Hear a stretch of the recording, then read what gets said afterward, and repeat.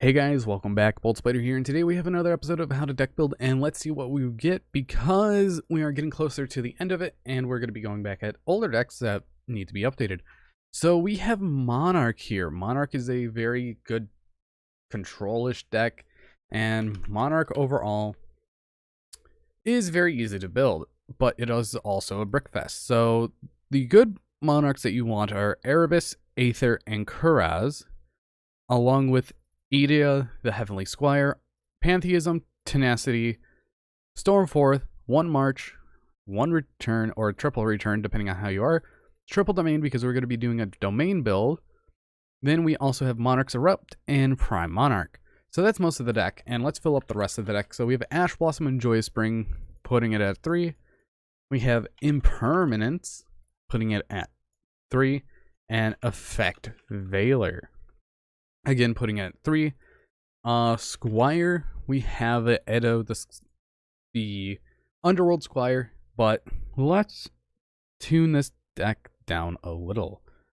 So, Monarch is a deck that I have played in the past, and many people have picked it up and said, it's okay. It could be better, but the main reason why people have an issue with it is because it bricks so much. So, let's actually tune this deck down a little. So I'm going to just play the 1 return because it's searchable off of Tenacity and you can get it off of Pantheism. After that, I think double Eidos is going to be useful. I'm going to put the third one in the extra deck. Monarchs Erupt, I think I'm going to just cut that because we have other options like Vanity's Fiend, Vanity's Ruler, but they aren't Monarch stats, so Majesty Fiend is what we're going to be running. We can run 1, 2, or 3. I think 2 is going to be the best bet here. So that is the way that we're going to do it. Now, there is one Pendulum monster that you can also run in this deck. And I'm trying to remember the level. I think it's a level 6. And that card is somewhere, or it could be a level 5 Pendulum. But easiest way to do is draw 1. And Command of Fright is a pendulum monster that you could use because if you place it in the pendulum scale, if you have no cards in your extra deck except copies of this, you could destroy this card then draw 1. If this is in the extra deck and you only have this in your extra deck or other copies of it, you could special it from your extra deck and it's a free tribute for the actual Monarch deck. So I feel like we're going to take Prime Monarch down to 2, put 3 of these in, and this is our Monarch deck.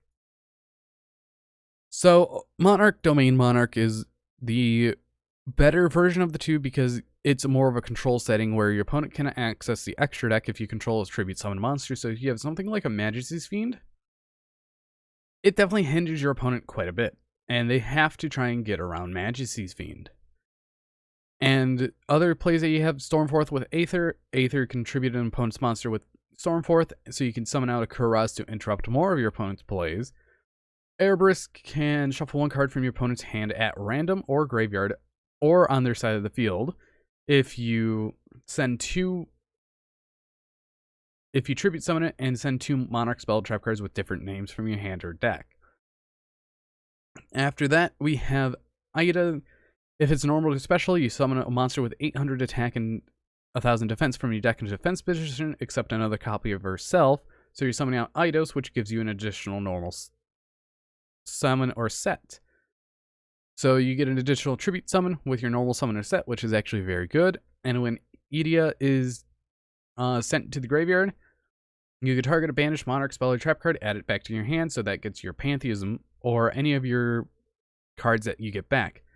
Eidos is you can banish it from the graveyard and you summon a monster with 800 attack, 1000 defense in your graveyard, and you cannot special summon monsters from the extra deck for the rest of this turn.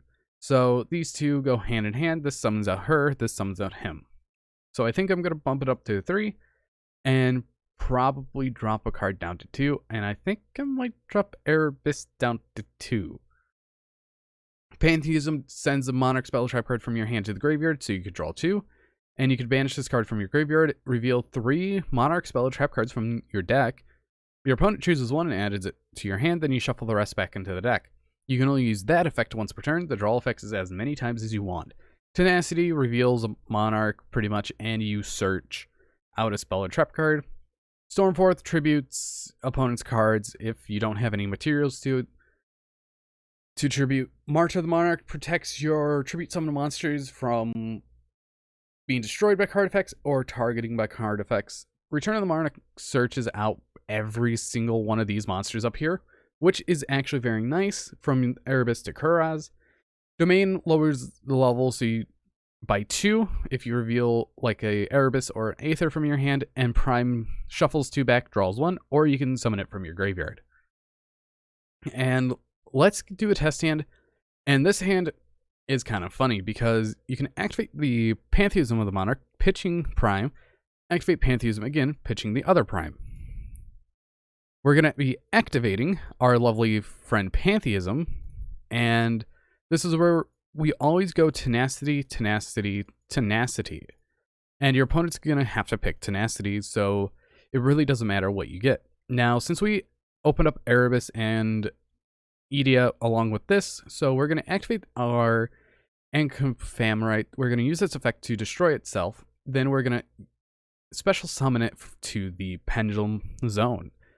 After that, we can have an additional normal summon. We can also activate Tenacity of the Monarch, revealing Erebus, the Underworld Monarch, and this is where we're going to grab either a Stormforth or a Domain. It really doesn't matter because we're going to be ending on an Erebus hand rip, so we're going to be activating the Domain. Then we're going to use its effect to lower the level of our Erebus. Then we get to normal summon out our Edea and use Edea's effect to special summon.